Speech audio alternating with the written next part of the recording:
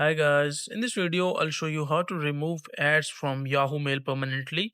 So as you can see, I'm not seeing any kind of ads in this section. If I refresh the page, so I won't be able to see any kind of ads.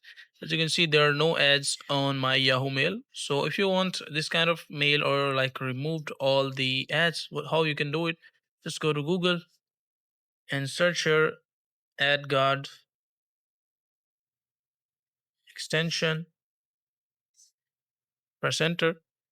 And after that, just go to the Chrome Web Store, AdGuard Ad Blocker. Open the Chrome Web Store, and you will be seeing this extension. This is the extension that I'm currently using, the AdGuard Ad Blocker. Make sure to add it to your Chrome browser.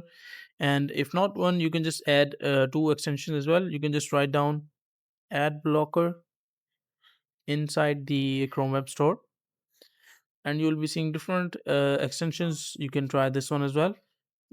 This one works perfect. So you can just add these both extensions into your Chrome browser, and after that you won't be seeing any kind of ad into your Yahoo Mail or any other store or website or like application.